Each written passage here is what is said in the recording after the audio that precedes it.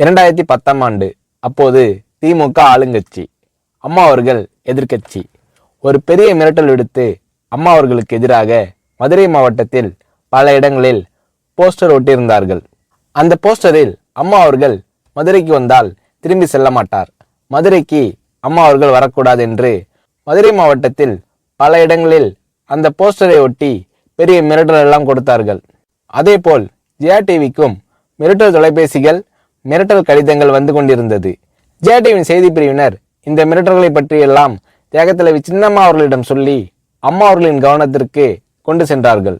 அம்மா அவர்கள் துணிச்சல், வீரம், கம்பீரம் இவற்றின் ஒட்டுமொத்த உருவம்.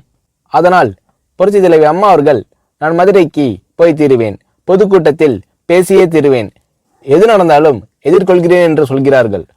ஒரு கட்டத்தில் ஜெயா டிவிக்கு மிரட்டல் எப்படி வருகிறது என்றால், ஜெயா டிவியின் அலுவலகத்தை வெடிகுண்டு வைத்து தகர்ப்போம், அம்மா அவர்கள் மதுரைக்கு வந்தால் ஜெயா டிவியை ஒழிப்போம், இப்படியெல்லாம் நிறைய மிரட்டல்கள் தொலைபேசியின் வாயிலாகவும் கடிதத்தின் வாயிலாகவும் வந்து கொண்டிருக்கிறது.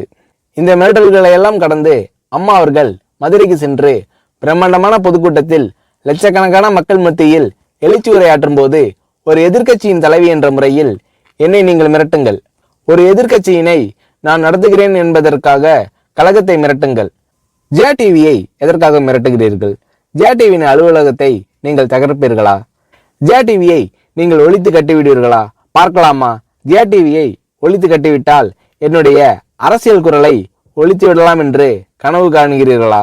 ஜெயா டிவி என் உயிருக்கும் மேலானது, நான் என்னுடைய உயிரை விட அதிகமாக நேசிப்பது, என்னுடைய அரசியல் கரமாக நான் போற்றி புகழ்வது, அதன் மேல் நீங்கள் கை வைப்பீர்களா, பார்க்கலாமா என்று எழுச்சி உரையாற்றினார் புரட்சி தலைவி அம்மா அவர்கள்.